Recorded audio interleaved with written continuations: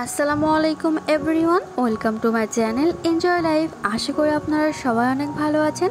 এই গরমে ঠান্ডা ঠান্ডা শরবত নিয়ে চলে এসেছি। মাত্র 3 মিনিটেই তৈরি করে ফেলবেন তরমুজের শরবত।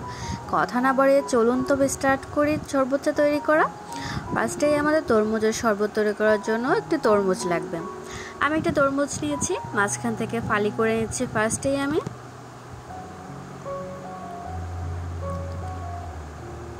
ফালি করার সঙ্গে সঙ্গে দেখতে পাচ্ছেন তরমুজটির কালারটা কতটা সুন্দর এসেছে। খুব সুন্দর পেকে গিয়েছে তরমুজটি, খেতেও কিন্তু খুব সুস্বাদু ছিল, অনেকটা মিষ্টি ছিল তরমুজটি।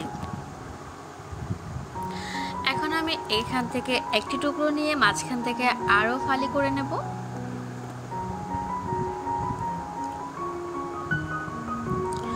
এটাকে আমি চিকন চিকন স্লাইসে পরিণত করব।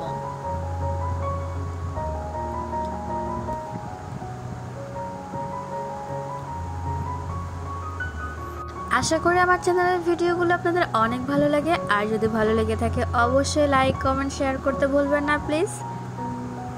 আলতো হাতে হালকা করে বিচিগুলোকে ছাড়িয়ে নেবেন। আমরা সবসময় দেখে থাকি ব্লেন্ডারে আমরা শরবত তৈরি করে, আজ আমরা ব্লেন্ডার ছাড়াই শরবতটা তৈরি করব। মিডিয়াম সাইজে একটি বাটি নিতে হবে, তার উপর রাখতে হবে স্ট্রেনার। স্ট্রেনারের উপর তরমুজটাকে ঠিক এরকম করে কাটতে হবে, তাহলে দেখতে পারবেন নিচের রসটাকে বের হয়ে চলে আসে, একদম পিওর রসটা চলে আসবে বের হয়ে। আমি সবগুলো স্লাইস একে একে ঠিক এভাবেই কুচি করে নিচ্ছি, বাট কুচি না, রসটাকে বের করে নিচ্ছি, পিওর রসটাকে। দেখতে পাচ্ছেন একদম পিওর রসটা বের হয়ে আসছে। তরমুজের সবগুলো স্লাইস থেকে রস বের করা হয়ে গেছে, একদম পিওর রসটা পেয়ে গেছি আমি। এখন এই রসটাকে খুব ভালো করে ছাঁকনি দিয়ে ছাঁকতে হবে। দেখতে পাচ্ছেন একদম পরিষ্কার হয়ে গেছে রসটি। মাঝখানে কিছু দানা ছিল, সেই দানাগুলো চলে গেছে। এরপর পরের উপকরণ অ্যাড করে দিচ্ছি, লাগছে চিনি। তরমুজটা অনেকটা মিষ্টি ছিল, জাস্ট আমি 2 চামচ চিনি অ্যাড করেছি, আপনি চাইলে এর থেকে বেশিও অ্যাড করতে পারেন। দিচ্ছি সামান্য একটু লবণ স্বাদ পরিবর্তনের জন্য। লাগছে লেবু। লেবু থেকে ছোট্ট একটা টুকরো নিয়েছি আমি, সেখান থেকে কয়েক ফোঁটা লেবুর রস আমি অ্যাড করে দিচ্ছি। দেখতে পাচ্ছেন অনেকটা রস ছিল একটুখানি লেবুতেই। লেবুর রসটাও অ্যাড করা হয়ে গেছে। এখন সবগুলো উপকরণ খুব ভালো করে মিশিয়ে দিতে হবে।